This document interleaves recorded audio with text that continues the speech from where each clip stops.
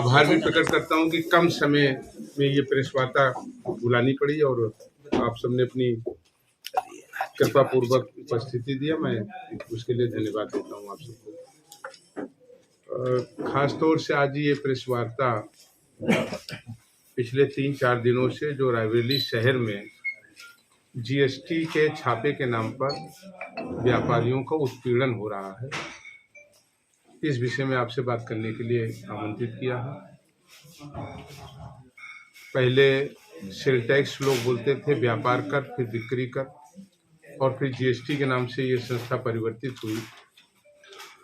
पिछले 3 दिनों से जब मैं कल मार्केट में गया तो मैंने देखा कि मार्केट अधिकांश बंद है। मैंने इसका कारण पूछा कि मार्केट क्यों बंद है,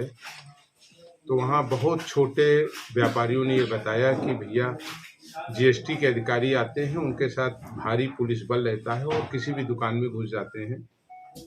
और इससे एक दहशत का माहौल पूरी मार्केट में बना हुआ है। लोग ये नहीं समझ पा रहे हैं कि छापा क्यों पड़ रहा है और क्या जांच हो रही है, लेकिन लोगों में जो आम व्यापारी हैं जो जीएसटी के पराध हिस्से में भी नहीं आते, जीएसटी में एक निश्चित सीमा है, उससे नीचे व्यापार करने वाले लोग जीएसटी की सीमा में आते भी नहीं, वो लोग भी दुकान बंद किए। यहाँ तक कि जो फुटपाथ पे सब्जी बेचते हैं वो लोग भी डरे हुए हैं। इस विषय में हमने आज दूरभाष पर जिलाधिकारी महोदया से बात की और वो कहीं क्षेत्र में निकली हैं किसी कार्य की गुणता या जांच या जो भी संबंध में, तो उन्होंने एडीएम प्रशासन को कहा कि वो आपसे मिलेंगे। अपर जिलाधिकारी प्रशासन को भी इस विषय में हम सब लोगों ने, और हमारे साथ छोटे भाई अनुज अमिताभ पांडे, इंदु कुमार वर्मा जी, हमारे अध्यक्ष हरविंदर सिंह, महामंत्री हमारे उजेर भाई, संजय श्रीवास्तव जी वरिष्ठ उपाध्यक्ष, और तमाम साथी व्यापारी यहाँ से गए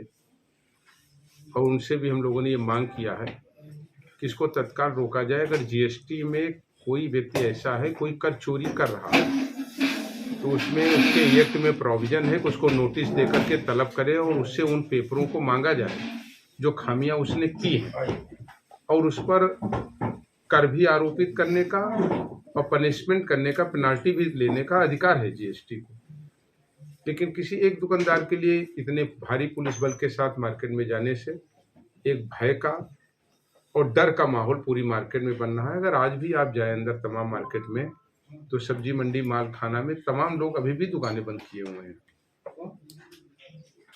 और आपके माध्यम से हम कहना भी चाहते हैं प्रशासन से कि ये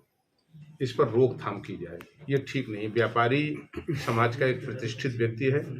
जो एक भारी मात्रा में रेवेन्यू देता है सरकार को, उसको एकदम चोर की निगाह से देखना, इस तरह छापेमारी करना, तो जहाँ रेवेन्यू में भी कमी आएगी, अगर उसकी दुकान नहीं चलेगी, भय रहेगा और दुकान नहीं खोलेगा, कारोबार नहीं करेगा, तो उसमें कहीं ना कहीं टैक्स की भी कमी आएगी और एक ऐसे वर्ग में अपने को असुरक्षित महसूस करने का काम करेगा, जो कि कम से कम मैं नहीं बर्दाश्त करूंगा। इस तरह की उत्पीड़न कार्रवाई तत्काल रोकी जाए, अन्यथा मजबूर होकर मनोज पांडे को सड़क पर उतरना पड़ेगा।